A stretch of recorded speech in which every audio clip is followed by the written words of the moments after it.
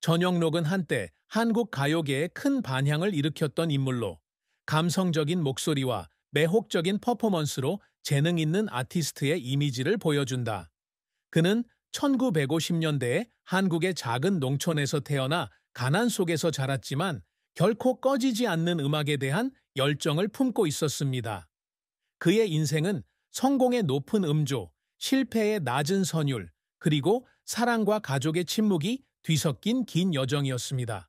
중년이 되어 영광이 점점 희미해졌을 때 그는 무거운 마음으로 슬픔과 성취, 사랑이 복잡한 그림으로 얽힌 지난 세월을 돌아보았습니다. 1999년부터 그와 함께 해온 그의 아내 임주연은 그가 겪은 고통을 목격했고 그녀의 이야기를 통해 전영록의 삶이 그 어느 때보다 더 생생하게 드러난다.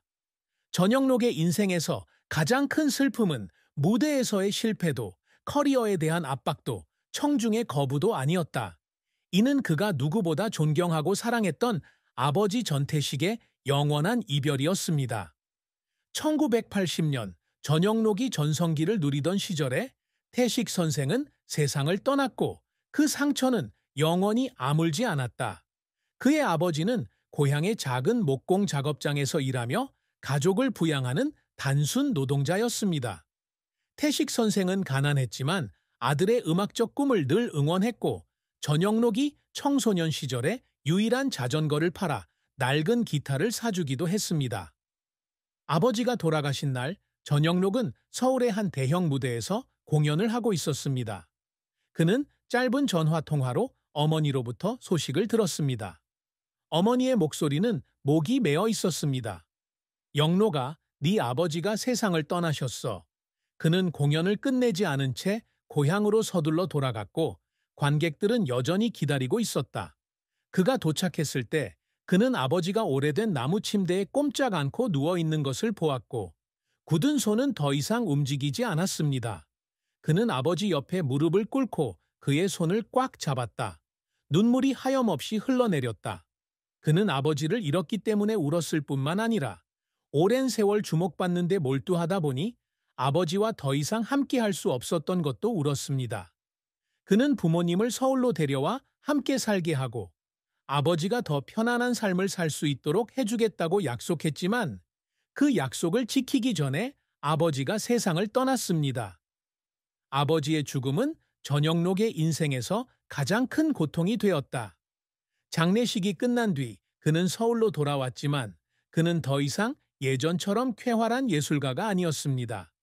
그는 점점 더 많이 술을 마시고 밤에 혼자 스튜디오에 앉아 완성되지 않은 노래들을 보며 자신을 비난하기 시작했습니다. 그는 종종 아버지를 꿈꿨는데 태식 선생님이 관객석에 서서 노래할 때마다 미소를 지으며 박수를 치는 모습을 보았습니다. 하지만 깨어났을 때 혹독한 현실이 그를 다시 외로움으로 끌어당겼습니다.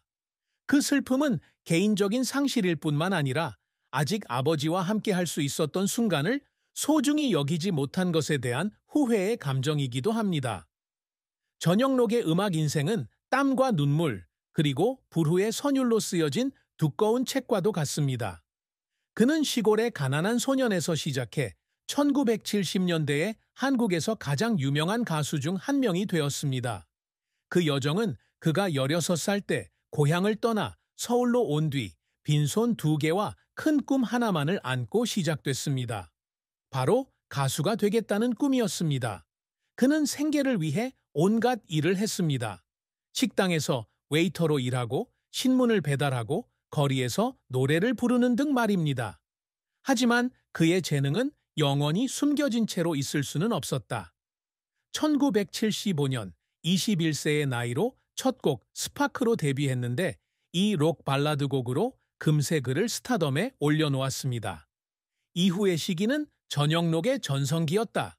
그는 따뜻한 목소리와 매혹적인 퍼포먼스 스타일, 독특한 작곡 능력으로 Paper Crane, White Scarf, Love is Like Glass 등의 히트곡을 연이어 발표했습니다.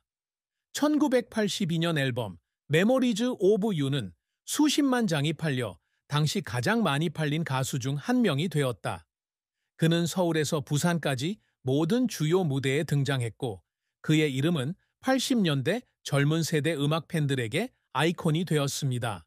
청중은 그의 목소리뿐만 아니라 그가 각 노래에 담아낸 진심과 강렬한 감정 때문에 그를 사랑했습니다. 하지만 그의 경력이 항상 순탄했던 것은 아닙니다. 1990년대 초 현대팝의 흐름이 고조되면서 그의 록 발라드 스타일은 점차 매력을 잃기 시작했습니다. 대중은 젊은 가수들에게 관심을 돌렸고 그는 잊혔다. 1995년 그는 이전의 영광을 되찾고자 Echoes of Time이라는 컴백 앨범에 자신의 모든 저축금을 투자했습니다. 하지만 앨범은 실패작이었고 판매량은 제작비를 충당하기에 충분하지 않았습니다. 그날 밤 저녁록은 작업실에 혼자 앉아 아무도 사지 않은 CD 더미를 보며 눈물을 터뜨렸다.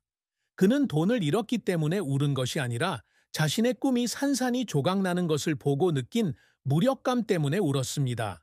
그는 자신이 여전히 음악계에서 자리를 잡고 있는지, 오랜 세월의 헌신이 헛되지 않았는지 궁금해했습니다. 하지만 저녁록은 포기하지 않았다. 그는 연기와 진행을 전향했고 TV 드라마와 게임쇼에 참여하며 경력을 이어갔습니다.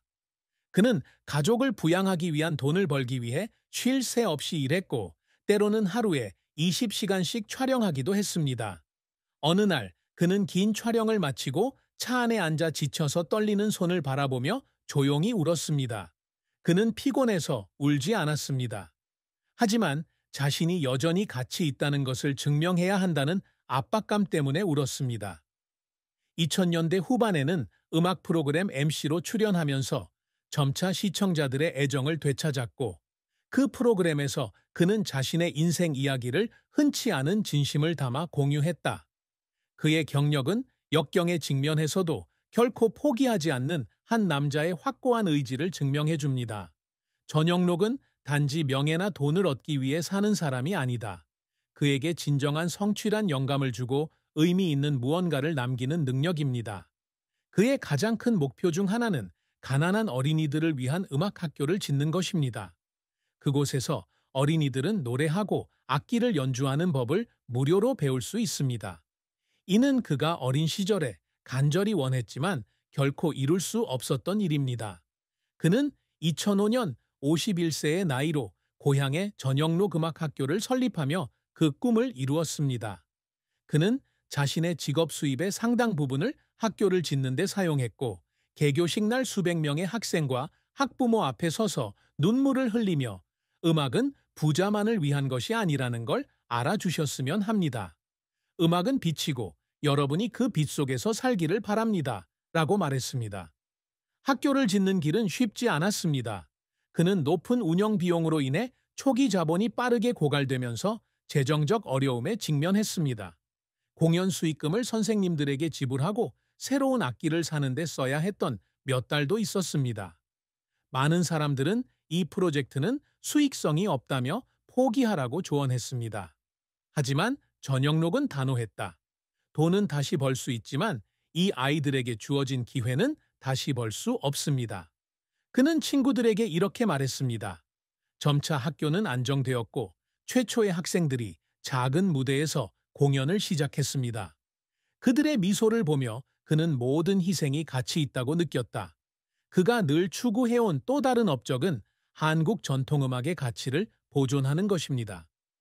현대팝 음악이 시장을 장악하면서 그는 특유의 록 발라드 스타일과 결합된 포크 음악의 영향을 받은 노래를 작곡하고 공연하기 시작했습니다. 2010년 발매된 앨범 Roots of Song은 그러한 노력의 결과로 전통음악에 새로운 생명을 불어넣었다는 평단의 호평을 받았다. 그는 한때 이렇게 말했습니다.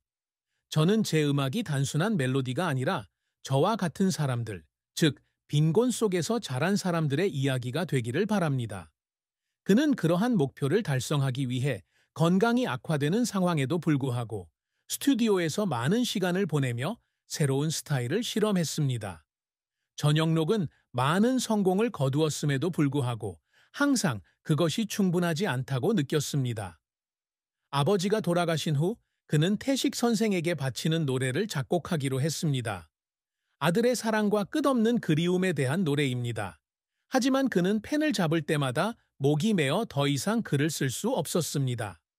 그가 작곡한 곡들은 모두 그의 마음의 고통처럼 미완성이었습니다.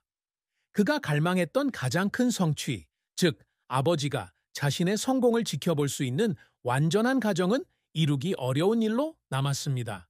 저녁록의 사랑과 결혼은 기쁨, 슬픔, 깊은 후회 등 여러 가지 감정이 담긴 긴 장이다.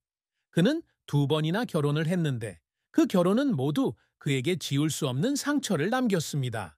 그의 첫 번째 결혼 상대는 1983년 연예계 파티에서 만난 아름다운 여배우 이미영이었습니다. 두 사람은 금세 사랑에 빠졌고 1985년 31세의 나이로 서울에서 호화로운 의식을 거쳐 미영과 결혼했습니다. 수년간 연예계에 전념해온 그의 마음을 설레게 한 첫 번째 여성은 미영이다. 그들에게는 세 자녀가 있다. 전보람, 1986년생, 전효빈, 1989년생, 전유빈, 1992년생. 결혼 초기 두 사람은 행복하게 살았고 미영은 항상 그의 긴 투어 일정을 지지해 주었다. 하지만 그 결혼 생활은 영원히 지속되지 않았습니다. 1990년대 중반 그의 경력이 쇠퇴하기 시작하면서 재정적 압박과 생활 방식의 차이로 인해 그들의 관계는 깨졌습니다. 미영은 그가 가족과 더 많은 시간을 보내기를 바라지만 그는 경력의 활력을 불어넣기 위해 일에만 열중하고 있다. 1997년 12년간 함께 살다가 많은 팬들의 안타까운 마음에 이혼했다. 이별은 그에게 큰 슬픔을 남겼다. 그는 아내를 잃었을 뿐만 아니라 어린 나이에 가족의 붕괴를 목격해야 했던 자녀들, 특히 보람, 효빈, 유빈에 대한 죄책감도 느꼈습니다. 전영록은 1999년 45세의 나이로 음반 프로젝트를 통해 만난 음악 프로듀서 임주연과 2번째 결혼을 했다. 주연은 항상 그의 뒤